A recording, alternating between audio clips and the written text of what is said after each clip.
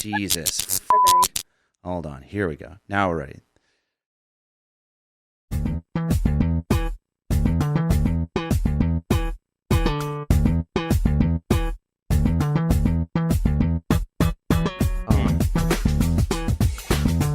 Go on, get into it, dude. There it is.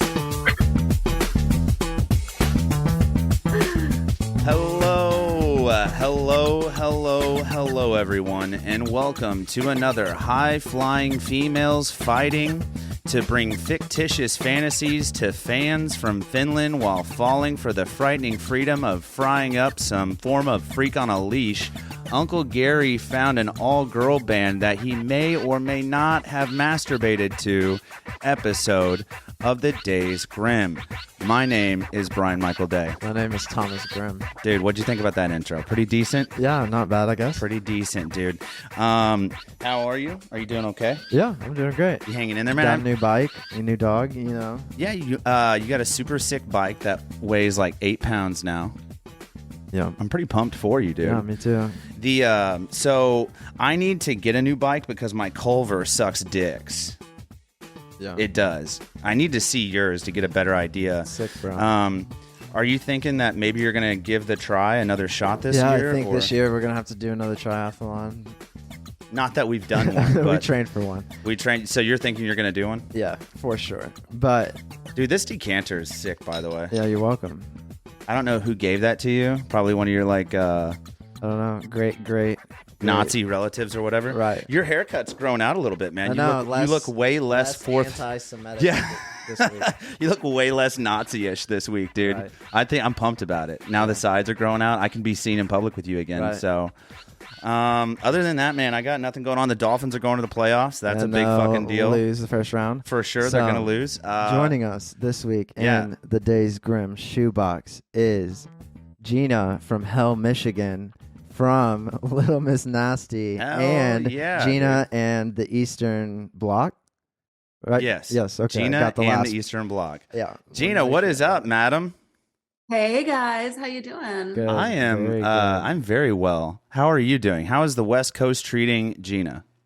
The West Coast is always good. Yeah, I guys guess I know- should have said calling in from California, not hell, you know. Yeah. But God, you were born in Hell, Michigan? Well, technically Ann Arbor, but born and raised in Hell, Michigan. Okay. I'm a Hell baby. right. That's what's up. What was And it like being raised in hell, you know? Basically, yeah. Yeah. That's awesome, dude. No, man, but that's an intriguing place. Is there anything interesting about Hell, Michigan? Like, was your high school mascot the Devils?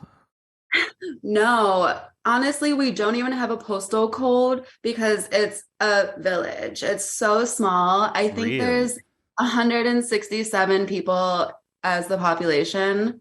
Wow. Insane. Literally dirt roads, weaving around a lake, just complete lake culture. You guys know the vibe, the That's Midwest. sick, though. Yeah. How long did Hunters. what age were you when you moved out of hell? What situation was I in? What age were you when you moved out of hell? I was 17. Okay. Damn, and where'd you go? First I went to New York City because that was always my number one dream. Like, I'm gonna get the fuck out of here, go to New York. It was Fuck the yeah. closest big city I've been visiting as a kid. Oh, yeah. But slightly after I lived in New York, I drove my ass out to LA because who can deny that warm weather and palm trees that we all dream about coming from the Midwest, you know? That's a long drive. That is a long drive. It's a long So drive. you did drive out there. You didn't fly and like bring all your stuff. I had this beater Pontiac Sunfire, hot red, just barely holding on. My sister's ex-boyfriend drove with me because my mom is like, I cannot let this precious 17-year-old baby doll of mine just go on her own. Right, on a So we 30-plus stayed hour trip. Straight up, car is slam fucking packed. As soon as we got to the Rocky Mountain area, my AC broke. It was summertime. We're fucking miserable. Gross. My trunk would not shut anymore. So we wire clothes hangered it with all of my life's belongings. Like, it was just a train wreck situation. But we drove straight to Venice Beach and posted up in this like crack motel. This is like the weirdest story. But our neighbors were, I think it was like Psycho and Candy or something. They lived in the motel. You know what I'm saying? Right. Like, those are very unique names. Very unique names. I know. The room was set up like a home. We're like, so, we're here from Michigan. What are you sipping on tonight? Are you having a special beverage with us? I am. And look at that! Look at that chalice. That is fucking punk rock, dude. We use them in our show. What is it? We use them in our show. We put blood in it, and we paint the contortionist as she's like in the middle splits and whatnot. That's so I have hot, a collection of them, and I like to drink, especially like. So what are you sipping on? What is that? I'm sipping on Cabernet. Nothing special, just a simple Cabernet. How about you guys? I'm doing a nice bourbon right here. And I think this is a rare, Eagle Rare is what it's called. And then I did some Terramana by The Rock. Yeah. Have you had Dwayne The Rock Johnson's tequila yet? It's very good. Oh. Very nice. Very nice. I love tequila though. Yeah, his Terramana. It's very, very good. No, but we like to have a beverage with our guests. You know, it kind of like smooths the interaction, kind of makes one feel at home. The virtual interviews are always a little strange because you never really feel like it's not as intimate. But we make do. You know what I mean? So there'll be a little bit of latency. But other than that, but before we dive too much into you, Gina, and the bands, we're gonna do this Death of the Week. This tasty little treat called The Death of the Week is brought to you by Corn Dog Development. Oh, go ahead and read off the damn dude. Go with it, dude. You got it. Do I? Yeah, I mean, maybe. I don't know. This week's Death of the Week brought to you by Corn Dog Development with the Super Sick Coasters. Don't just repeat what I'm saying. Anyways, so this week's Death of the Week, guys. Use promo code Daysgrimm to save 10%. Use promo code Daysgrimm. This week's Death of the Week. Tampa, Florida. A Cirque du Soleil performer has died after falling during a show in Tampa. The theatrical company announced on Twitter Sunday that I don't know how to say that last name, fell Saturday night while performing an aerial straps number during the show Volta. Was taken to a hospital after the fall, where he later died. Cirque du Soleil canceled its final 2 shows in Tampa on that Sunday, while the company and authorities investigate how the accident happened. Dade City, Florida resident John Nugent was in attendance at the show with his fiancée sitting toward the side where fell. Quote, "Didn't expect for that to happen, and when it did, we were both in a state of shock," end quote, Nugent told CBS Tampa affiliate. So did he miss his and then grab or? Here's a picture of the young fella, unfortunately. We bleep their names all the time, by the way. So, respect for the family first and foremost, but normally with these... This is a Robin Hood, or not Robin Hood, Robin from Batman kind of grow up vibe. Yeah, I think so. But yeah, that's this week's Death of the Week. Arnaud, I'm very sorry. You look like a very nice gentleman. What do you make of that, Gina? You guys do a lot of high flying, artsy stuff on stage, so right? When I went to Rock on the Range, there's when you guys perform on stage or other people, they climb the rafters, they hang upside down and everything. So I mean, have you ever been worried about something along those lines? I mean, I've never been super worried about it, but I know this does happen, and we do risk our lives, which we're proud of. Right. But just, we're the lucky ones, and it is so easy to just miss that hand grip or accidentally slip or something. One of my friends actually worked for a Cirque and fell back in the day as well, and was in full recovery for almost 2 years. He broke every bone in his body, some crazy shit. I mean, it's terrifying, but at the same time, it's thrilling as an aerial performer to have that feeling and the freedom, and you're It's a risking rush.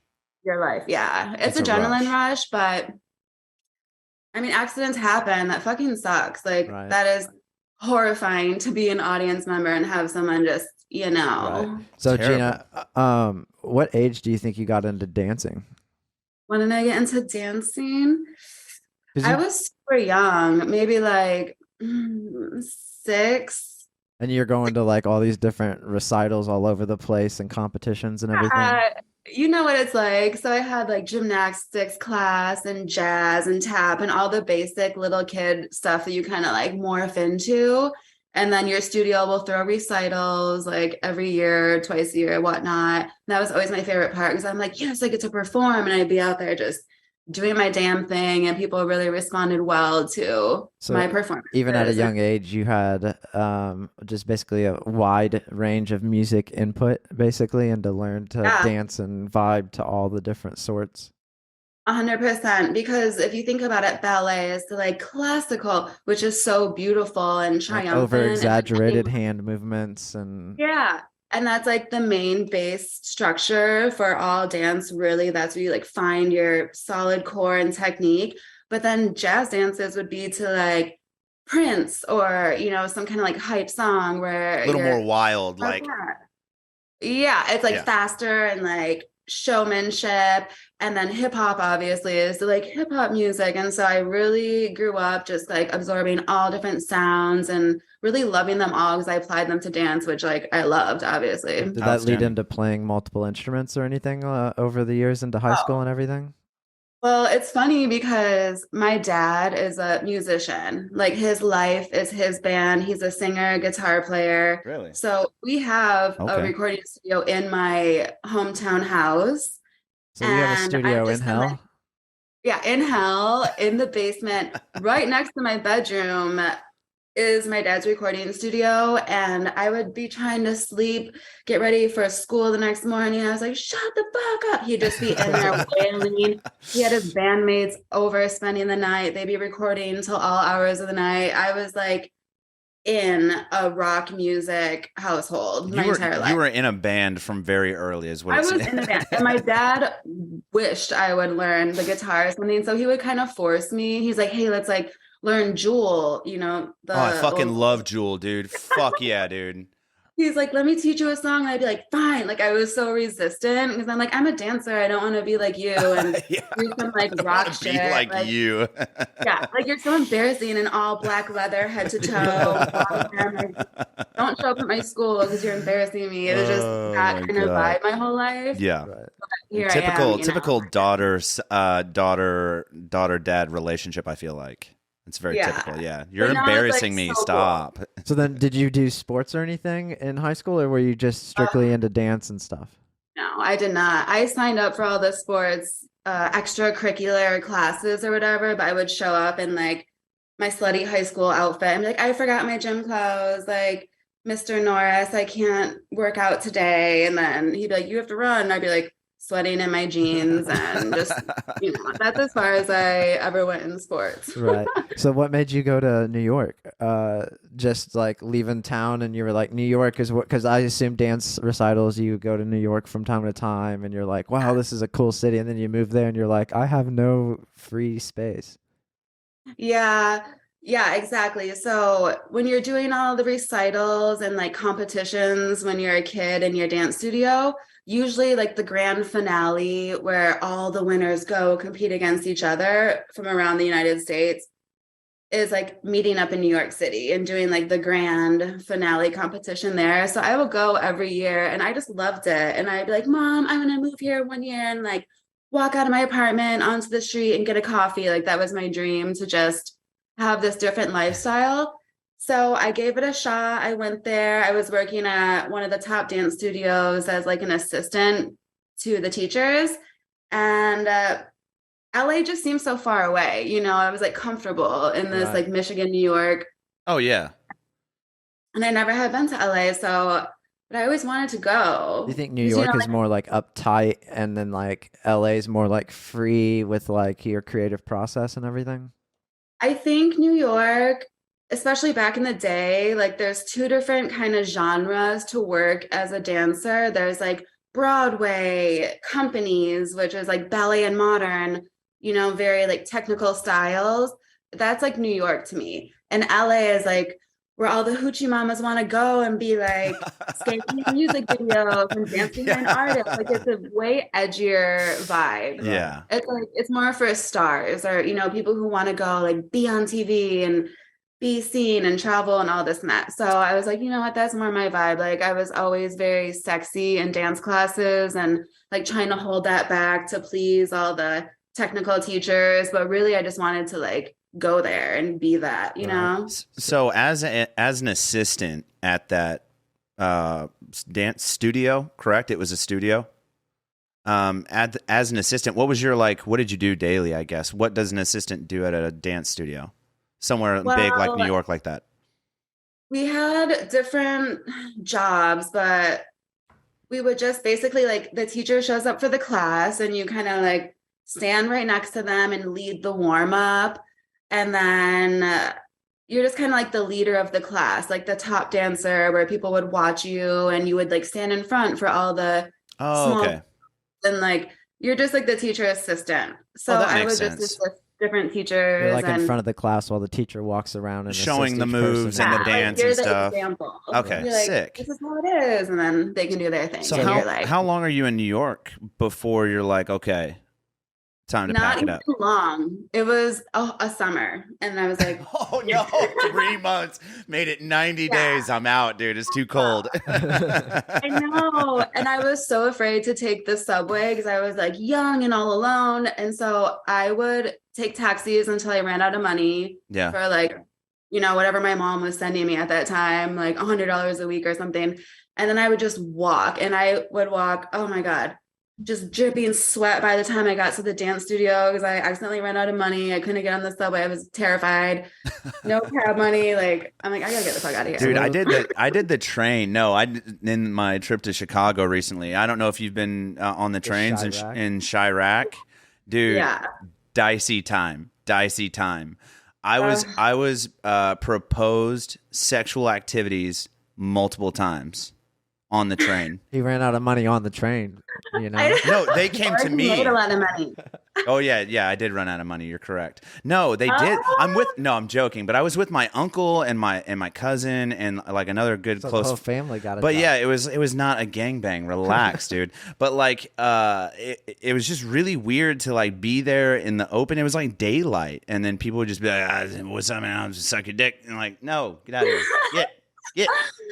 Have you ever had that weird I almost said intercourse. Have you ever had that weird interaction like on public transit where somebody's like, "Hey, I got $50 or something." Dude, it's so weird. I cannot. I'm sort of a germaphobe, and that's also why LA is way better for me than New York or Chicago. Like a lot of my family lives in Chicago, and so I always visit there. The whole train dicey situation, spot. like train to train, red train to blue train to, I'm like, I hate like sitting on the public seat with fucking pipes everywhere. I'm like hand sanitizer all over my body. I prefer having my own car and just taking it easy out here. LA is so much easier. What was one of the first things you did when you got to LA? What was that? What was one of the first things you did when you got to LA? So the first year I was in this hardcore training program. So all I did was take classes like all day long, every single day for an entire year. And that kind of like hooked me up with my agency and all the top choreographers, and you just like network and find your way. So after the first year of training, I think I did, this is like, nobody will know what this is, but I do remember it was a music video for this white rapper called Pony Boy. And we were like straight twerking the whole time and just going off. And it was. She wants to know, how does one get good at twerking? They have classes now. Yeah. She asks me all the time because you can go take a twerking class now. I think she's more upset that my ass is bigger than hers, but I don't know how to twerk, and she always asks me like, "Is this how you do it?" And it's literally just like a little. She's got like a little rumble going on. I'm like, that's not it. Is the rumble? Yeah. It's more about like The whole trick is to release your ass meat from the bone. Ooh. So you Okay. don't want to tense up at all. Okay. You just want to get your lower back, like you kind of like lift with your lower back by arching it, and then your ass meat should just start going on its own. If you can get the flow from the inside, then you want the muscle and the fat to just kind of like Damn. slap. So, Kristen, take notes at 20 minutes and 50 seconds into this podcast. Yes. And I do that, let it fly. moving forward. So you get out of your crackhead motel or wherever it is, and where do you wind up staying at in LA? I found a girl to live with, and I couldn't fucking stand her, and so I ended up Nothing moving. positive to say right off the rip. Yeah, I fucking hated her, dude. It was not I great. hated her so much. She hated me too. Like we just did not mesh well. So I ended up moving into a 2-bedroom with 4 guys from my dance school. So they're all like male dancers. Okay. And like 3 boys shared one room, and then me and another guy shared another room. And then one of my friends ended up moving into my room also. So we were like slammed in there as young little kids in LA.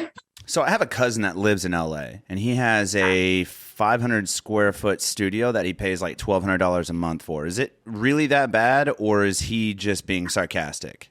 No, it really is. So how I mean, many square foot do you think this apartment was that you were staying in? Just out of curiosity. Oh God, I'm so bad. Okay. That's like a guy question. But you said it was like a 2-bedroom, 1 bathroom?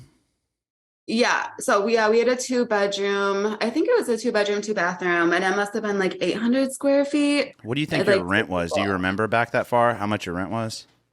remember back that far? It had to be over 1,000 for sure. Oh, for sure. And this was like 2000 fucking 4. Like this is rent now in LA is just ridiculous. Like he's not joking about his studio being over 1,000. You cannot find anything solo to live in. His toilet is in his kitchen. I'm not joking. I know. He's like taking a dookie and making eggs at the same time. Let's see the timer at the top left. Yeah. So we got our warning. Oh Lord, what's happening here? We got a bunch of pop-ups happening. We got 9 minutes before we'll have to do a hang up and call back. Okay. That's the downside to the virtual is you kind of have to like stumble through technology. Were you just working in the dance, like teaching for a couple years before you branched into something else and taking side jobs and videos and everything? Or what's the time period here until you kind of start your own venture of sorts? Okay. So yeah, I was like, doing my thing as a professional dancer for 5 to 7 years. And I was killing it. Like as soon as I started, I was booking all these dream jobs I had and doing the damn thing and just experiencing everything across the board. And you never really had to go work in a club or anything in order to get those jobs. No, so it's different. Like we do have side hustles when you're coming up as a dancer. Right. You can go dance at night at a Hollywood nightclub or do little things like that here and there. But a lot of my peers had to like work at Starbucks or be a waitress or get some sort of job. But luckily I was always like consistently booked with great jobs or, lengthy jobs where I could save money. And I never had to, I've never had any other job besides entertainment. Right. That's outstanding. And that you didn't have to like hustle so hard. Like it sounds like that you were doing so well that you didn't have to like have that supplemental income. And that's awesome. And that's a big deal in LA because like my cousin I was telling you about that lives out there with that apartment. He makes wax, like THC wax in their apartment, and that's how they make their living. But he also valet parks cars on weekends. He also, like you said, works at Starbucks. He's working like 4 shit jobs on top of the one job that he actually enjoys doing. Yeah, but he's probably getting high on his own supply, so you got to work some other jobs to make up. But just to make it, though, you know what I mean? Like just to scrape by, and he doesn't have like luxuries. Like he just has like the bare minimum. Yeah, and I'm not gonna lie. Like even though I was making stable money for me, like you do run out. Like there's been times in my past where I'm like, Mom, like, can you send me $100 so I can like finish paying my car bill or something? Like it wasn't always smooth, right. But I just refused to invest my time in doing another job that took me away from like the possible audition that might pop up or the opportunity that could come. Because dance jobs drop like sometimes day of. Like your agent will call you and be like, hey, can you show up on set tonight, 5 p.m.? It's an all-night shoot until tomorrow morning. Like you just have to be available in order to scoop up all this work. It's like you have no idea what's coming or when it's coming. And you just have to be ready. Yeah. And like be so available. A lot of people who had like the restaurant job or the bartender, you know, they had to turn down a lot of shit because they couldn't get out of their job. Schedule wasn't as free. Yeah, their actual job, like their shifts that Would they're you say that you had some more, like when you were getting into these jobs, as times goes on, were you finding that you like you were working with people that had more experience than you, the same amount of experience as you? Like I assume you're finding somebody that has some more experience and learning some tips and tricks, but how long do you think it was until they were like, all right, Gina's got the most experience. Gina's going to show you how to do this, or like, because you had the past of teaching and everything. So I assume some, you know, like if I was a dance teacher and I knew that like some student of mine had more like, you know, experience in that aspect, I'd be like, yo, like you're going to be like a project manager to these 4 or 5 other dancers on set with you. I mean, it's funny because I was always the youngest one when I was like in my prime dance career coming up like that. And so I kind of got hate. Like the older girls were like, this bitch is good and she's hot. Like we cannot even give her the time of day. I'm not going to lie. Some of the jobs I was on, I was completely like bullied or some girls sitting there with a nail filer to your heel trying to. Yeah, like glass in my boots type shit. Damn, dude. It was like there's kind of a hierarchy where it's like seniority and like the older girls rule. So I really didn't get like put on that much of a pedestal as far as like take over the project, you know, with all these 30-year-old women around me. Like this bitch is so young, but they still respected me and now they're kissing my ass. Oh yeah. That's respect, dude. And honestly, hold on a second. God bless you. Thank you. Every time we open a beer on the show, we have to say God bless you. It's just a thing that we do. Your outfit's crushing it, by the way. I really dig the hat, you know. I'm very pro USSR, you know. Like the nets with the, and is that ink? Is that real ink? No, it's like little skulls. It's part of the fishnets. Okay. I thought it was like you had like tattoos. Well, your elbow's tattooed. So when you got your elbow tattooed, did you actually go into the elbow or did you go around it? Just as a side note while we get pre. I thought it was. I thought I saw your elbow tattooed in one of your photo shoots that you guys did. Oh, that was actually all fake tattoos, you guys. Oh no! Do you have any tattoos? I don't have any. Wow. Hey! Dang. I'm a virgin. It's okay. I only have 2, dude. I'm thinking about one of my performers came back to our show from another job, and she was covered in fake tats, and I was like, "You look so fucking hot," and I was like. I have an idea. I'm like, we're going to do like an all naked photo shoot and we're just going to have tattoos on. And so we went and did that. Dude, there is something to be said about like ink on a girl can be really fucking hot for sure. Just ink in general. Not on you, obviously, but like anybody else. No, I'm just joking. Right. Ryan Gosling doesn't have any, so. We joke around that he looks like the Wish app version of Ryan Gosling. What do you think about that? Oh, actually, yeah, a little bit. Yeah. And normally the hair's up. He's like a cheap Gosling. Yeah. Very notebook vibe. I mean, super dude. cute. Thanks. Yeah, he's a good-looking guy. So, how long until you start? Which came first, Little Miss Nasty or Gina in the Eastern Bloc? Oh God, you're Eastern Gina Bloc. in the Eastern Bloc. Yeah. Get it? Tighten up. I know. Tighten up, dude. I know. Tighten up. So I know the name is so long. I've been trying to change it since we created the name. No, I'm like, keep it. Keep update it. our name already. Don't change the name of your band because my friend has autism, okay? Right. Keep it. It's fine. Okay. Well, it would be simplified. It would be like Gate B, just like GATEB. Oh, okay. There I you go. see that. Like Gate B. Yeah. I don't know. It's fucking long, and everyone's But like, Jesus. Like, when which they one came first, try to though? read it out, Little like, Miss Nasty or Gina and the Eastern Bloc? They were born nearly at the same time. Okay. Yeah, I just dove right in. I was like, let's go. Double projects, bitch. So Mark plays a big role in both aspects of these. What did you say when you met Mark is when you kind of started to want to form these things? Because he's a producer, so I assume he's mixing, mastering, making music, and helping a lot in the background. Yeah.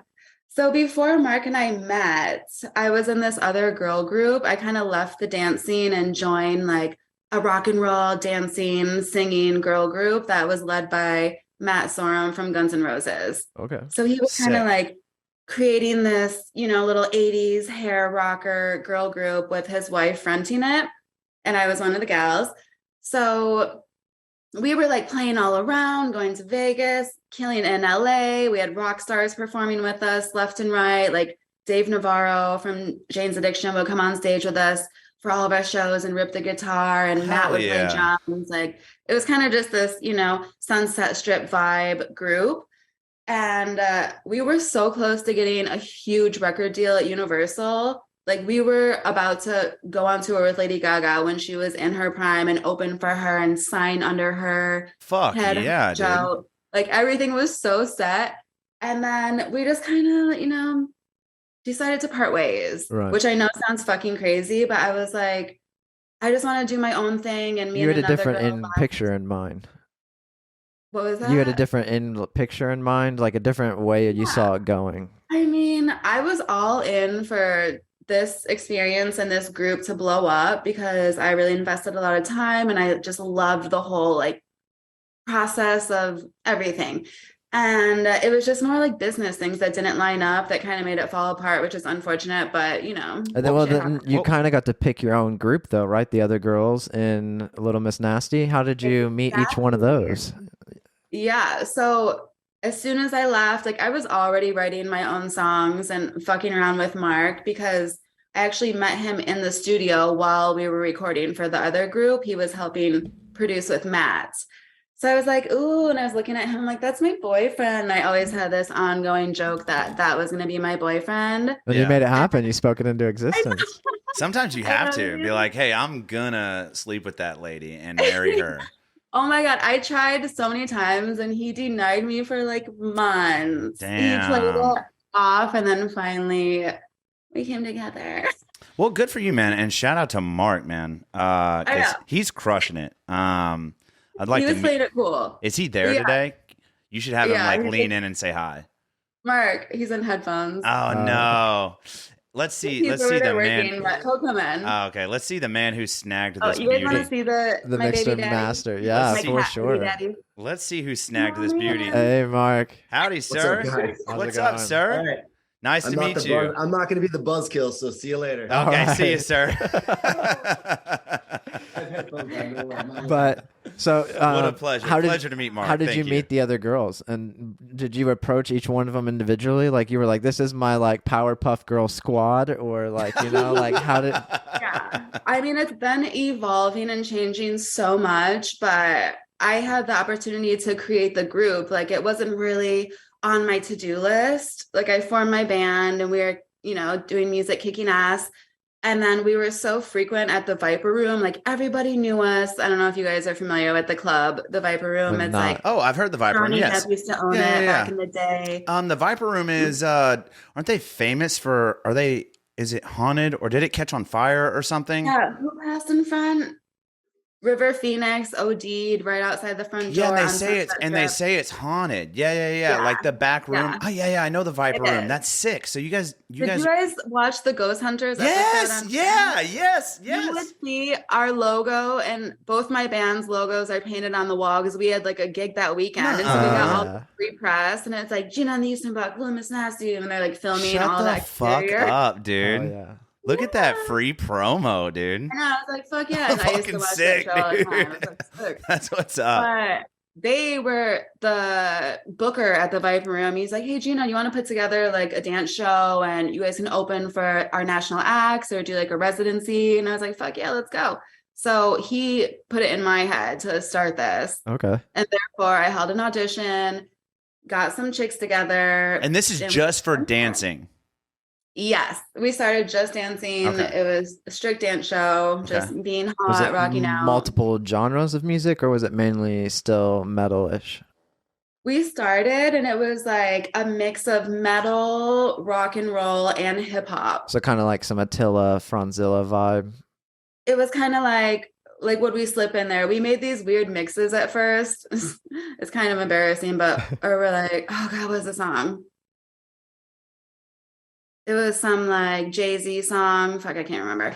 But we had like my neck, my back, lick my pussy, and but that would blend into Back in Black somehow. So Mark would like make this sick like beat behind it, and so it was like the Oh, beat of Back in like Black. meld them together. Yeah, the like we did all this transition. weird shit at first, but our show was like very small and contained. It was like 15 minutes, just boom on the stage, out.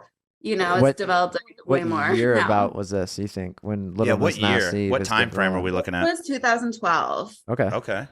Yeah. So then how long are we doing, like, did you wind up doing a residency, I guess, would be my first question, with the Viper Room?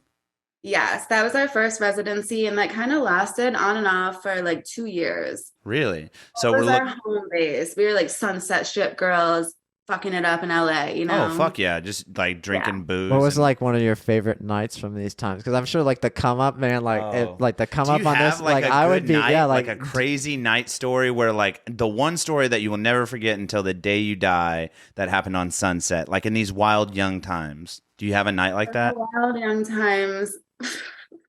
I do remember at the Viper Room. This is like so random, but you know, I have this weird accent. I'm from Michigan, and then I moved to LA in the Valley, and so I was raised by gay boys in the dance world. So I'm like a flaming gay boy / Valley girl / like Michigan accent. right, got here. that Midwest like Yeah. like terms, you know.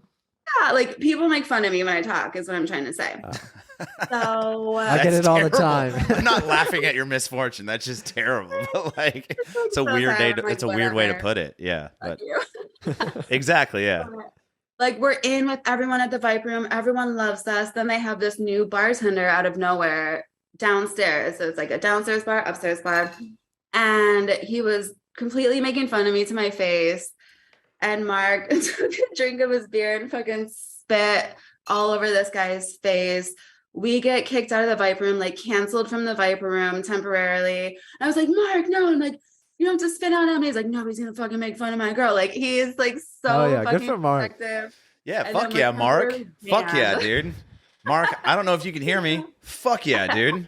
Fuck yeah. It was so hilarious. And then we like Sick, talked dude. our way back in, like, sorry, dude, like this guy, whatever his name was such a dick. Like he's disrespecting us, but we're sorry. So finally we get back in and they're like, hey, will you guys DJ downstairs one of these nights? And we're like, yeah, Gina and the Eastern Block DJing Friday night at the Viper Room. And the guy was the bartender.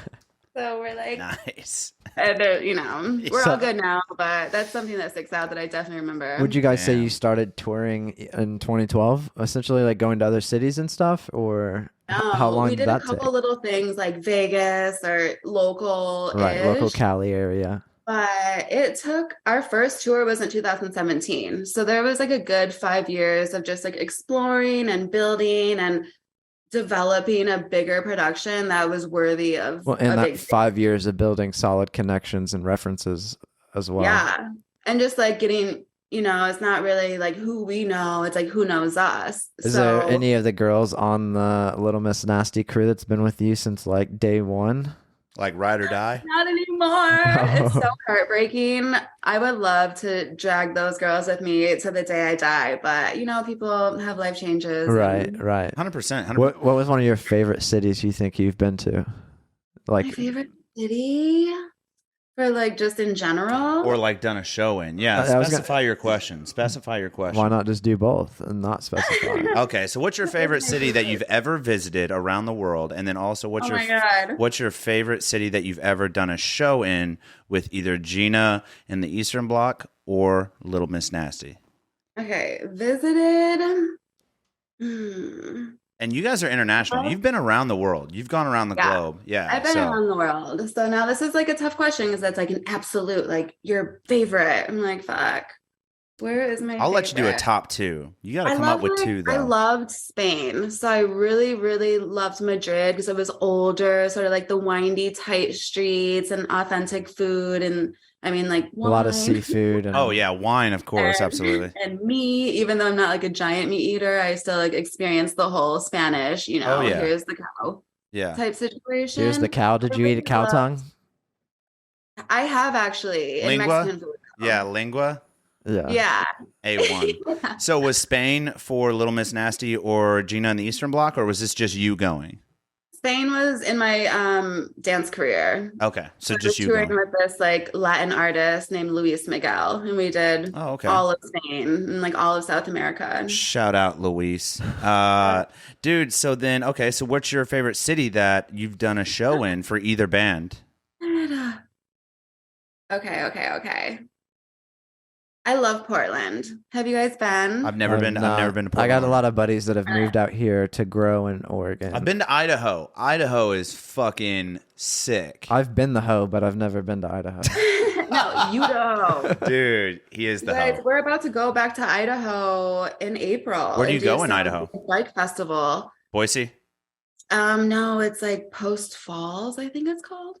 Well, so actually, It's funny really enough, north. so I've been north of Boise. So I landed in Boise and then drove, but I had a girl I dated at the time whose family had a summer home up there, and it was in Idaho Falls, McCall area. I don't know if you're ever there. It's beautiful. It's mountainous. It's wonderful. Even in the summer, it's like a chilly 60 degrees. So you start touring for a couple years, and then COVID happens.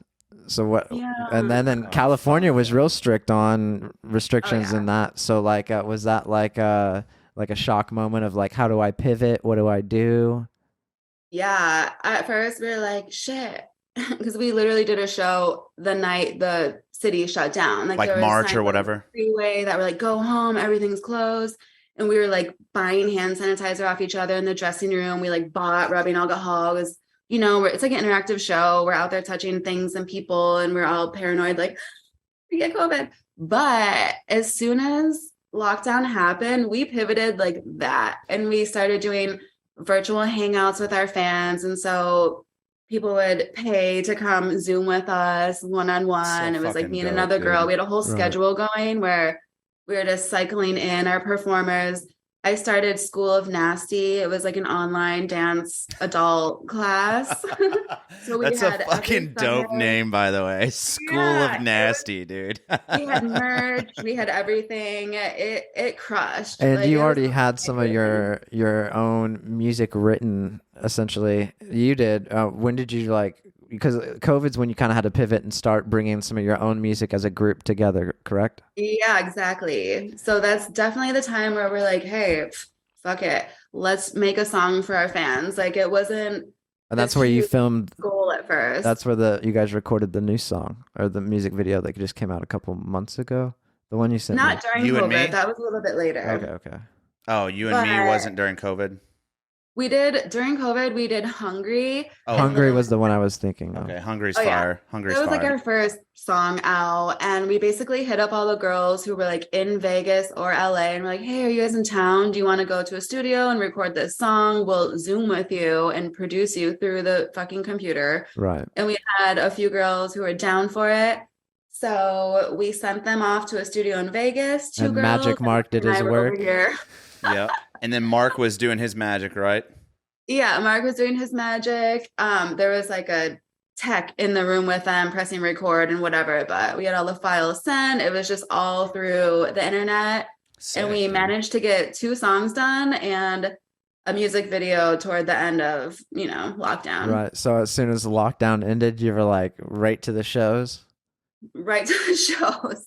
And they were selling out. We're like, we're back. And then it was sold out. We had to add another date. Like, people were You guys so just fucking sold out excited. on an upcoming show as well, didn't you? Vegas, I think. Yeah, you guys, it's kicking ass. Vegas is sold out. Yeah, our opening night in Vegas at this new residency. It's like a huge room in Area 15 called The Portal. Sold out like a week and a half before the show. So we had to stop promo and like save the budget for the next one. And Right. Fuck now yeah, we're man. launching in New York City, which has always been like a goal to take it to the East Coast. Where And are you gonna play in New York? New York, it's a place called House of Yes. It's like a performance club venue. And so they host a lot of shows that are sort of like ours. Okay. But we posted up our date. You guys sold out within a month and a half of announcing. So we That's added awesome. another date, and that one's almost sold out now too. Are So you? we're like crushing it in New York. Hell That's yeah. fucking dope to It's cross so fun. coast to coast. You know what I mean? Obviously, No. obviously you're going to be popular on the West Coast because you live and thrive there, all you ladies. But Yeah. for you to have like almost started your life, if you will, away from home in New York, and then to leave New York and go to the West Coast, and then for New York to show love to you again is like, that's got to be fucking sick, right? It's so cool. Yeah, I that's mean, we're all super excited, and two of my top performers of all time live there now. And so this is going to be an ongoing thing. It's not just this weekend, one and done. We're trying to make it a consistent residency like our West Coast Right. residency. So you guys know where to find us. Do you think you'll be doing anything at like Rock on the Range or Louder Than Life in the Midwest, like some of the bigger We shows hope here? so. We would love to get on those festivals. Like, we are well-oiled machine. Our show kicks fucking ass. We have more props and stage set than ever. Like, we're ready And to that's go that's what anywhere. I don't think a lot of people. Another side note I wanted to get on here is like, how do you guys stay in shape? You know what I mean? Like, because you have to. So like, I dated multiple dancers for a period of time, and like, it's a lot of work, you know, to go up on stage, to dance, to lift your whole body, to spin around, you know, the tone and everything you need and muscles you don't normally use. Yeah. Like how's that? Or is it just because you do it every day, you think that you basically are working out and staying limber that way? Some girls are like that. I definitely go to the gym every single day. Pretty much like I have since I was 18. It's just a way of my life. I love it. It makes me feel good and strong, especially because we do dance to like death metal and fucking crazy songs where we are like throwing our body with full force, just the most energy you could ever project. yeah, you're you know, thrashing. You're like, equally. Yeah, thrashing, headbanging, whipping, jumping up and Yeah. down. And so a lot of times after that act, we'll come backstage and girls are like puking in the trash can. They're on the ground crying. You know, I'm like, you need to get in the gym and get strong because the show does come as a shock to your body, and they'll feel it right away if they aren't Right. up to par. So- So I just work out, do my so thing. one question I had, I was curious because I wasn't aware of Gina in the Eastern Bloc until just like yesterday evening. So that was when Thomas kind of filled me in on it. But I noticed that some songs that you have are both by both people. So like, how do you differentiate the two different groups? You know what I mean? Like, Yeah. is that a weird question, or I don't know how No, to? it's a good question. I don't know how to word the question I want, but like, I know what you're saying. Yeah. Because we just take, you know, a little tip from hip hop, and they're like, you know, me and my homies, like everything is a collab. It's like, I'm in this band, you're in that band, we're in this band together, we're going on tour together, we're on the song together. It's just like everything feeds each other. a lot of And features. Yeah. one of my band's most popular songs is called Sippin' on a 40, and it's kind of like this, you Strip know, club trashy, anthem. like lesbian day drinking sex song, like rock banger Mhm. with like a sick riff, and just like people love it. And so one day we were like, what if we add this to the Little Miss Nasty show? And so a performer can like act it out, and it's all erotic and nasty and, you know, part of the show. And she'll like soak herself at the end with the beard. It's all over her, and she swings her hair around and like it's getting everywhere. It's just like an epic moment.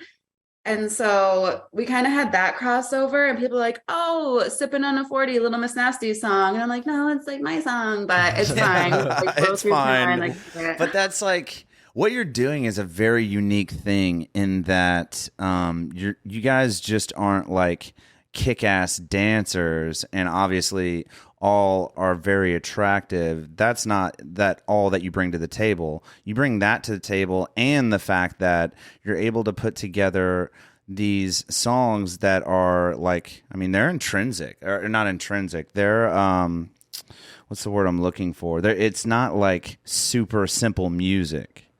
Like whenever I found you, I'll be honest, and the only reason I reached out was because I was on my metal playlist, and for some reason I had a couple of like experimental bands mixed in with my metal playlist on Spotify for some reason. Shout out, that's not a plug. But for some reason, Freak on a Leash comes on, and I'm like, this is a band I've never fucking heard.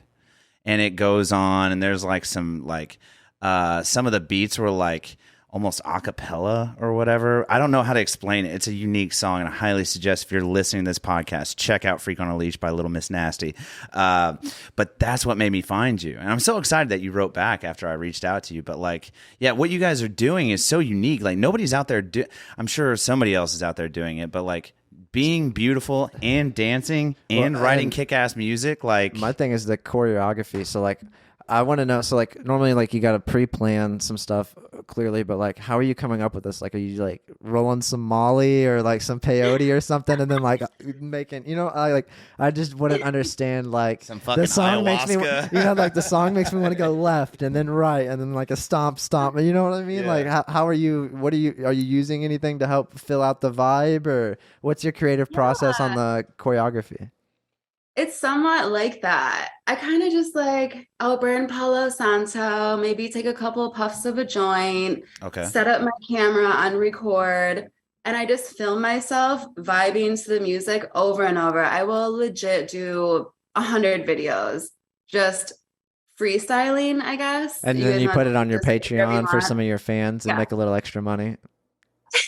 I mean, I could, but if there's like a heavy bass, I'm like, oh, I want to be like bass.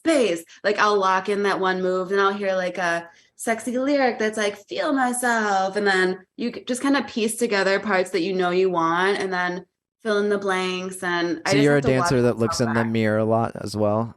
Yeah, I look in the mirror and my camera, like everything, you have to see yourself and, watch back and make sure everything's cool. And it's a process. It takes me a while. Oh, I believe it. So both bands were born at the same time. So you've been doing them for roughly the same amount of same amount of time. Yeah. Over 10 years each. Over 10 years now. What has been your what has been your favorite moment from either band? Like, did you have a moment that like sticks out in your mind where you're like, damn, that was like, fuck, I got to meet Jay-Z or something? I don't know. Like, do you have a moment that sticks out in your mind? I think moments that are really special would have to be our first tour with Little Miss Nasty opening for In This Moment, who's like a well-known sort of In This Moment is sick. Band. Yeah. So when Maria reached out, I was like, I wasn't even familiar with who In This Moment was. They're fucking sick. I wasn't. Like we had Adrenalize in our set, but that's all I knew about them. It was like, Adrenalize Me is a cool song. It's sexy. We're like doing our thing. I found it on Spotify randomly. It just came by one day. Yeah. And I didn't really like know much about them as a band. But I showed up to the first show and it was like, thousands of people. We go out there and I was like, should I sing Sipping on a 40 and like slip it in? You know what I mean? It's like, might as well. Like, might as well Cosby it in, Yeah, if you can slip it in, always slip it in. No. Always just. Yeah. So I was like, fuck it. And I went out there and I was like, sit. And I just sang my whole song and the people were going fucking nuts. And just like the rush of a giant audience screaming for our art, like I've been on stage before where I was a backup dancer for a big artist and everyone's screaming. It's like the wall of noise and that's fucking fantastic. But when I was out there doing my own song with my girls and people were reacting the same way and just like, I would almost cry every night. I'm like such a baby when it comes to and live it's an music emotional experience. It's a high. Dude. Like fuck yeah, man. For them to be looking at your art and be like, fuck. And you're putting it all. You're giving 110% every performance out there on stage. You're exhausted. Your endorphins are dropped, Damn, dude. Yeah. And then I would watch In This Moment every night because I was so inspired by Maria and just like her power, and like she would do little motivational speeches and I'd be like like crying in the back. I'm like, this is what I want to do, like this. I had the clear vision of like that could be me and one day. She gets into it too. I saw her I saw Rock on the Range and she was like sexy crawling up the stage and like choking one of the bouncers with like her microphone cable and stuff. I was like, whoa. But yeah, like that whole tour just like opened my eyes to what Little Miss Nasty could become. And, it's just like something bigger than us. And we were so grateful and honored to be out there. And Like that just, I still think about it to this day. I love it. I think what you're doing is what you gals are doing are it's fucking intense, man. It's something like so like here in the Midwest, like we don't have it because we're from Southern Indiana. I don't know if we've ever if we even said that we were from while we were corresponding. We're from Southern Indiana, and we don't have like a band like this. Like the closest thing you can get to this is either like go see a Lady Gaga concert or go to like a strip club like that. You can't get both. You know what I mean? It's a unique thing. I don't know. It's like it's hot, but the music's dope. And then like the show, and I'm looking over here because we've got your website pulled up, and we're kind of scrolling through the pictures on your gallery. But yeah, and That's probably sipping on a 40 right there with a brown bag. And there's a blonde girl in stockings sitting on the fence with all the fans, like sipping on a 40. Yes. Yeah. Yeah. So how many members are there? Is it the same amount of members for both bands and it's just two different names or? Well, my band, it's just really Mark and I, and then we hire a guitar player for tours. So for Gina and the Eastern Bloc? Yeah. Okay. And then Little Miss Nasty is how many? 5? Little Miss Nasty at a time, normally it's 5. In Vegas, we have 8 performers for that show because it's just like a bigger production in general. And on tour, we take 5 girls around. So when we come to Indiana, you guys have to be there, front row, titties out, screaming. Our tits will be out. When everyone listening to this podcast in Southern Indiana is saying when. Yes, you guys are in. I'll see you there. Okay. But in general, I have cast in Vegas because we are based there as well and have had ongoing residencies there for the past since 2018, 19. Okay. Yeah. And so I have a sick probably 5 bomb ass girls in Vegas. And then I have about 10 in LA. But I'm always adding more. Some girls will slowly slip away. But I'd say there's like 15 that I kind of cycle through. That's awesome. Damn. I do want to focus. So we have focused a lot on your dancing career. We've focused on the fact that you and all your ladies are very attractive, clearly. And you have you and your girls, you have this very like fuck it persona. I mean, again, we're still looking at this blonde chugging a 40. I don't know which one that is. Damn, we're down to 10 minutes again. No, but we're sitting here looking at your website and you just put out this vibe of like, fuck it, punk rock, very fucking do what we want to do. You know what I mean? Like, but I want to focus on the music though. So the music aspect of things, like actually creating music, how much farther, or like, do you think you'll continue to keep writing songs? Or is there like what's the future of what's the next step? For writing for actual music. You mean for Little Miss Nasty? Yeah, I guess. Yeah, either or actually, either or. I feel like music is such a big part of my life. Obviously, I'm a dancer and an artist, but we always write songs. We have so many songs in the banks, in the works. It's just more about like having the time to fully produce them and put them out because we are running this operation. We're the producers of the show. We have tours. We have LA shows consistently, Vegas shows, New York shows. Like there's so much work that goes on behind the scenes, but we would love to crank out more and more music as much as possible because we have it and we are always writing, always recording, fitting it in. There's definitely more coming to you. Is there ever a time where you're like you hear something in your head and you're like, oh, like a bass line or whatever, and then like you use your phone and voice record it, and then like you're like, hey Mark, make this come to life. You know what I mean? Or does that happen often? That's exactly what I did for Sipping on a 40. I was like, ooh, I kind of have this like funny country song, and I was like, it's like sitting on my porch sipping on a 40, and then Mark's like waiting for her to go down on me, and I was like, oh my God. I'm like, yes, that's the line. And then it turned into this whole like, lesbian sex song. And then like, and he got out the acoustic and was like writing, the little honky tonk, like acoustic intro to it or whatever, the vibe. And it happens a lot like that. That's fucking sick, dude. It could even be like one sentence or, I'll be like, oh, I love this song by Dead Sarah, like let's do something really bassy like this, and I'll send him the song, and then he'll just kind of like Right. create something for me. So you guys recently here with Little Miss Nasty have just mainly released singles, which is honestly the way to go right now. A lot of people are really is, only yeah. listening to singles. A lot of people don't have time to listen Yeah. to a whole album, but I do know that you've hinted at dropping a whole album. I mean, I don't even know why I hinted that, because it probably won't happen anytime soon, because we are a singles game. Yeah, I mean that's But really I where feel it's like at right now. we have, yeah, like we have enough songs that we could drop an album, but like you said, people's attention spans are just complete Maybe just some shit. 3-song EPs or something, just like Yeah, like a little EP. yeah. Because for Little Miss Nasty, we're kind of dabbling with all sorts of sounds. Like our dance show is very much like hard rock, hard metal, hard EDM. It's very like heavy and intense. And Little Miss Nasty music, we want to make like sexy stuff people can dance to. And there's so many girls that will dance to our music and send us these sexy videos, or like pole classes, or pole performers, Yeah, or just strippers, like you name it. Big they fan. want Sure it. Big you're fan. blowing up on TikTok. I'm a big fan of the pole dancing. Seriously. Like it's Yeah, fucking like dude, that shit takes so much strength.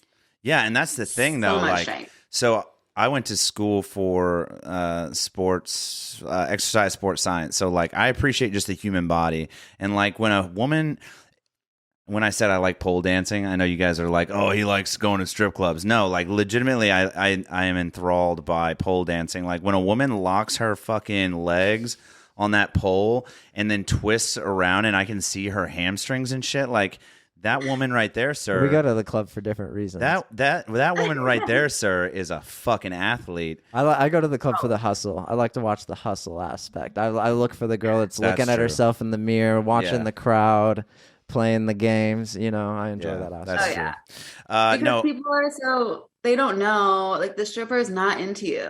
Right. You know, like she's coming for your money, honey. Exactly. Like people get so fooled, but it's I know, hilarious. dude. I know that I used to date this dancer, and like we would go in, and I would have like $100 in cash, and some dude would try to get her attention and throw money. So I'd go throw a little bit of money, and then he would throw more money, and it just became a whole system. It was pretty interesting for their. my man used to rob dudes. That's what we're getting at. So what's what's going to happen is we're going to hang up. We're going to call you right back. I've got 5 minutes. This will be the last call, I promise. So we'll shoot you an invite here in 2 minutes. Okay. All right. Last Be one. right back. Be right back. Okay. Bye. Bye. Bye. So we're gonna wait for Brian to finish. Sorry, I got to his, text my wife. I got to make sure she's not whoring it up on the streets. No, I'm just kidding. She's not. She's a very beautiful lady, and I love her so much. Okay, so fresh start. Where did we leave off? All right. So Where did we leave off? well, we're gonna get. We kind of left off on like what's next albums. You're gonna probably do some like. See, so they've been doing three. A lot of these people are doing singles, and they're like 3 songs on a single. Call it just an EP. Do the different music styles on it. Separate them out. It's not a bad idea. I was gonna say let's go ahead and do. What was the darkest moment on this trip for you? Whether it be Little Miss Nasty or Gina in the Eastern Bloc. Like was COVID the time where like you wanted to throw in the towel and just say like. Dude, you fucking. First off, he nailed your name on that last one. Good job, dude. Oh, Good look at fucking that. job. It only Look took at me that. a whole episode. Gina in the Eastern Bloc, no hesitation. Right. So, anyways, I know everyone says Easter, and I'm like, no, I'm like it's It's not Eastern. Easter. Like the Eastern Bloc, and they're like Gina in the Easter. I'm like, ugh. so I gotta change his name. not to derail, but from his Yeah, question, was there ever just a moment where like you wanted to throw in the towel? You're like, man, like the music and dance isn't it, or just like you're just like I'm kind of done with this for now. And like, what pulled you through that dark moment? I can't say I ever wanted to give up. I'm like so resilient, and I will just go no matter what. Like there's no stopping me. What about It's when? all in. What about like when the creative juices aren't flowing? Because it's hard to be creative Oh, yeah. 24/7, 365. oh fuck yeah, What do you do when you deal with that kind of burnout? Maybe. That's definitely a challenge, because I am very inspiration based. I hate creating when I'm forced, or if I have to that day, that moment, get it. I just let it. I want everything to flow to me. but a lot of life experiences that are the shittiest, that, you know, you completely hate somebody all of a sudden and they did you wrong, you want revenge. That's when I get my best song ideas. And you'll see from my band's music, all of them are like, fuck you, or like some sort of like revenge mentality. Like I'm really inspired and release my emotions that way. Right, you're really going back to the kid yelling at your dad in the other room. You know? Oh what I yeah, mean? 100%. Almost kind of like angsty. And that I feel like that was like that started. It's funny that you said that, you know, in 2004 I was listening to my dad, or what was it? I don't know. But anyways, like in the early 2000s, like that's when that angsty music like took off, dude. And it's just been a wild ride the whole time. But yeah, I'd say, I get that. If I ever got to a low point where maybe I wasn't happy on how far my career was going and I felt a little bit, you know, depressed about it or whatnot, I feel like something that always helps me is exercise, which I know sounds so like, you know, go get some exercise. But LA has beautiful hikes. I would force myself to get outside and just like breathe in the universe and be like, thank you so much. And thank you. I love you. And I also got really into this motivational speaker called Wayne Dyer. I don't know if you guys know Wayne Dyer, Wayne but Dyer. No, I've not heard of him. he's very lovely to listen to. I would just pop on a YouTube video and like pull myself out of a hole. Like anytime I get sad or depressed, I go listen to some Wayne Dyer. I do some exercise. I go on a hike and connect with nature. And that's like, I guess those are my little secrets for dragging your ass out of a hole. Yeah, I normally microdose some mushrooms and go on a bike ride. Oh yeah, that too. She's like, oh yeah. I wouldn't also, even say micro. It's more of a macro dose. Also, eat a gram of mushrooms and freak the fuck out in the woods. Yeah. You'll feel way better when you're done. I promise you. You will. I swear to God, you'll feel so much better. The ego death. Right. Dude, it's so awesome for you to be so resilient, man. I understand, like, I have that persona as well. It's very easy to just kind of put your head down and keep moving. But though, like you said, those three tiny little tools that you use, like, you may have not hit a mega wall that has shattered you like many of others that have come on our podcast before, because we're a big show on adversity. So we want to hear the adversity and how you got through it. And we've had many others that have had some really dark moments, but like the fact that you have those three little tools, like that may keep those really dark walls away from you. Like, you know what I mean? No. It's very proactive though. Or it teaches you to overcome hard for things. sure. You know what I mean? Hiking, running, even going outside in the sun for too long. You know what I mean? Like those things are hard on the person. So it's like teaching yourself to overcome hard things. What and I'm like, you know, obviously I haven't shared like the darkest moments that, you know, maybe involve other people and things that I like might not want to bring up here, but I've been through shit where I have had to, you know, really rely on what's inside and pull myself out of whatever. Right. So without bringing those moments up, let's not do that because we don't want to spread that all over. But on some of those darker moments that you've had, like, did you lean on those same three tools to kind of pull you through out of the mud, as you said? Yeah, I definitely have. And one little tip, I think for anyone, which has helped me extremely over the past few years, I've applied it every single morning.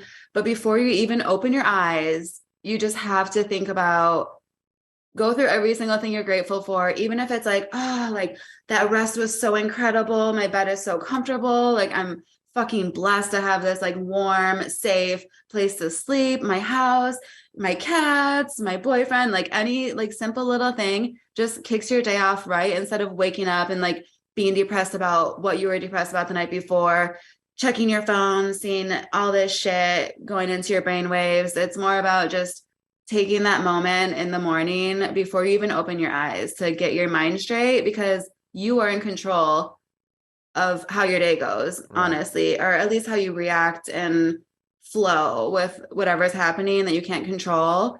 So it's really up to you to set yourself up, you know, each day. Yeah. It's actually a really good point. A lot of guys are out there saying, guys and gals, people that are, you know, looking into social media and the poison behind all that stuff. But a lot of them are saying that, like, you know, just wake up in the morning and like the average person, the first thing they do is reach for their phone and open up some sort of social media. Nope. wake up, and then, like you said, maybe even before you open your eyes, just be thankful, then open your eyes, let your feet hit the floor, and go. Maybe don't even grab your phone, but just go. Just get your day going. Like, you got to hit the floor and get going. What advice would you give to somebody that wants to get started in dancing and music? Ooh, definitely for dance, you have to get into a big city that offers the opportunities. So get out of your small town, hit LA, hit New York. Miami has a dance scene. Chicago has a small dance scene. Detroit might even have a small dance scene. Las Vegas has so much work for dancers.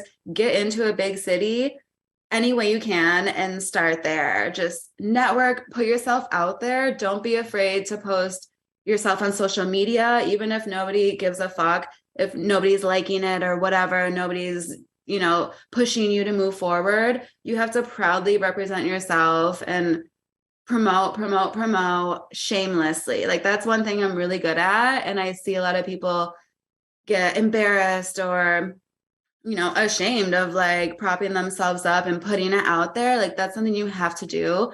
For music, you just have to play. You have to write, play, same thing, put yourself out there, hopefully get to a big city. But honestly, with music, you can do that anywhere. You can do it in your apartment closet. You can upload it to iTunes, get your music out there. You can pay people to put it on their playlist. Like, there's so many ways to get in, but it's just more about doing it. Like, you have to start. You have to just like do it. The Strangers, prime example. We have a band that we actually had on the podcast called The Strangers from Evansville, Indiana, middle of fucking nowhere, Indiana, and they just played. What was it? Louder Than Life. But they've got flown at the college. Yeah, they played in the Troubadour. They did a show out there for the Battle of the Bands with what was the name of that group that ran that? Recall. I can't fucking remember. But they won and they got to perform at Louder Than Life. Yeah, and then they got to play. They got to open for Rob Zombie and like a whole hell of a lot of. Oh my god! Yeah, they played Louder Than Life. Like, That's so so I cool. gotta know. Is that two violins behind you, or a violin and a viola on the mantle? They are these like weird vintage violin cases. They're kids' violins, I guess.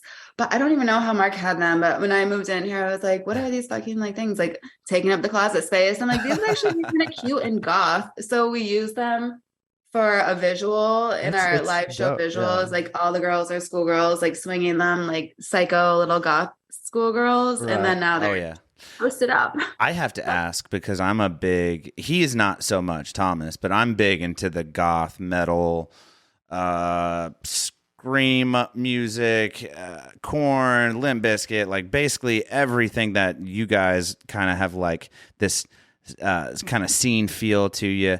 But that was all my music growing up. But like the goth though, like the black on black, like I guess how do I want to word this question? Like, have you always been goth? Yeah, has it always been that way, or like did you always heavily relate to like the heavy rock and stuff like that? Well, that's like so interesting and hilarious because no, when I was growing up, I was like a hip hop girl through and through. Really? I was rebelling against my dad. I'm like Coolio, Bone Thugs and Harmony was like, still is my favorite group ever. Like I'm so into old school hip hop and like Notorious B.I.G. and just like Eminem came out and I was like, fuck yeah. And like Limp Bizkit was like rock hip hop vibes, that kind of and everything. Yeah. So I was like all about that. And I think it was more so rebelling my dad. But since I grew up in hell, I was always like so weird and creepy. And like nobody wanted to spend the night at my house because I was like in the pits of hell. And I would tell them all this weird shit like, this lady fell off a tree and hit her head on the rock and died in my lake. And I saw her and now her ghost is back and her name is Sophia. And I'd be like, Sophia, and like walking my yard and my friends were like, ew. Like nobody wanted anything to really do with me. And I would make all these weird like witchy potions and like glitter and sand and then go to my elementary school and hold seances like on the grounds with my friends. Yeah. Oh, And yeah. they're all like, okay, is this girl, cool or like not cool? Like I wasn't fully goth, but I was just like interested in You were like there which though. music. You were right there. You were I right was like there. on the I really played into the Hell Michigan thing, and I just like we would break into people's storm cellars at night and go all around the neighborhood trying to like freak ourselves out. Like I always loved being like very scared or things like that. But I do remember, MTV back in the days, like Right. music videos Oh, yeah. every morning, every day after school. I would like go home and just glue my eyes, and I was obsessed with all the Marilyn Manson videos. Oh, fuck I'm yeah. like, oh, this shit's Fuck so yeah. sick because it's like dark and scary. And I loved it, but I was like hip hop and pop. Right. And so just like honestly, maybe 15 years ago, I started getting into metal and just like highly into it. I went to the Whiskey A Go Go on Sunset Strip, and they have metal matinees, which is Okay. like Whiskey is like the most famous venue on the Sunset Strip. That's awesome. Okay. On like Wednesdays or something, they had metal matinees, and I was out day drinking with a friend, and we walked by, and I heard like dun dun, and I was like, "Let's go in there. It sounds so nasty." And from that day on, I was like, because like the halftime of metal is Oh, like yeah. hip hop, Right. it's like That beat, it kind yeah. of has that same like hit. Yeah. And I was like, I fucking love metal. And I'm like, I want to be in a metal band. And then our whole band's sound changed according yeah. to my experience there into Right. more metal. And I like wanted all the chugs and like gun gun gun and like the halftime. And then Little Miss Nasty's show was developing like way more metal after the first In This Moment tour, just because we like added more metal songs to kind of like suit their audience in a way. Oh, yeah. Right. And I just like dove in, and I'm like super into like death metal now, like deathcore. I love just it, dude. really That's dig it. fucking sick, dude. Like Suicide Yeah. Silence, rest in peace to the singer. Like Goat Whore. There's so many good like metal bands out there, man. So like shout out to them, man. And then what do you guys have upcoming? Like plug yourself. Go Plug go wild myself. here. Yeah, where can people find you? Social medias, your websites, for you, the girls. What shows are coming up that are open and not sold out?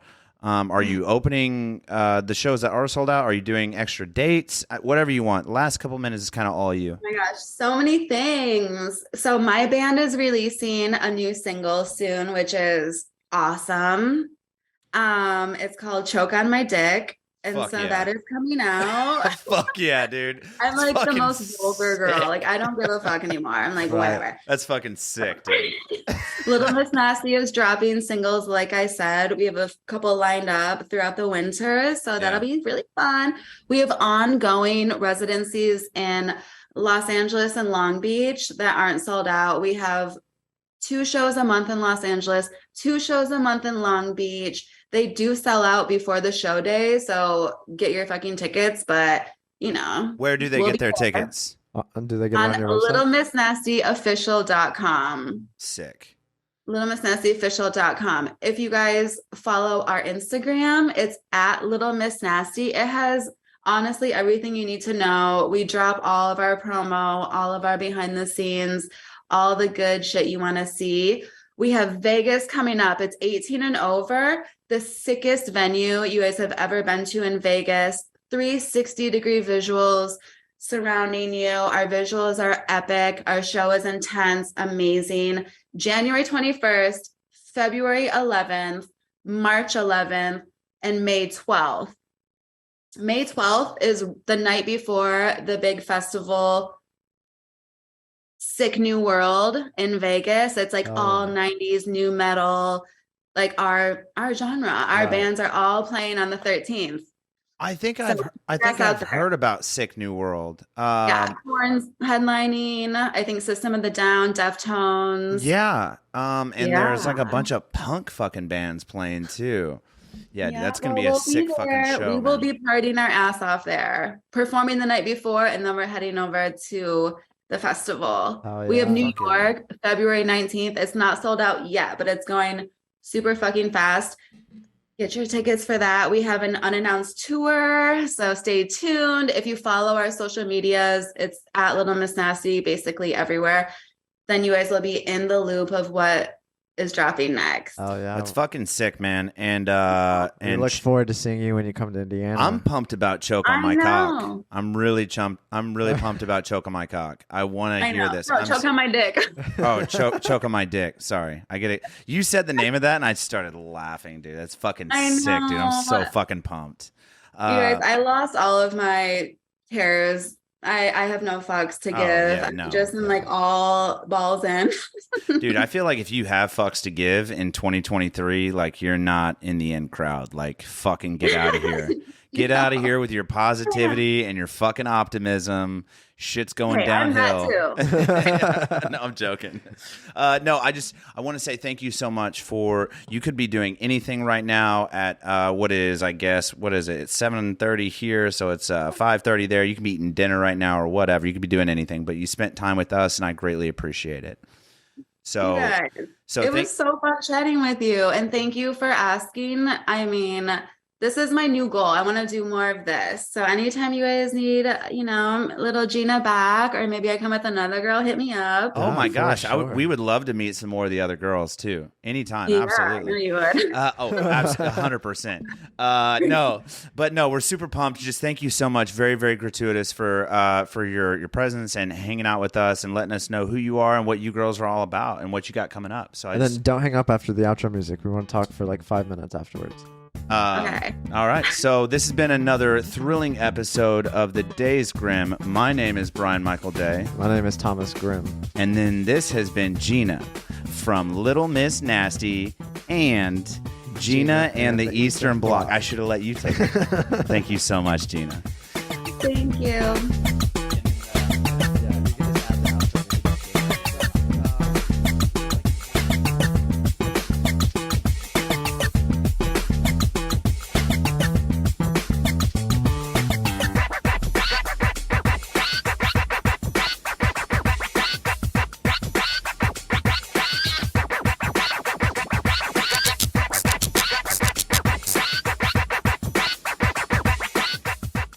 Hey guys, if you liked what you heard today, there will be a new episode next Tuesday, as well as every Tuesday at 6 a.m. So hit that subscribe button and let your phone do all the work for you.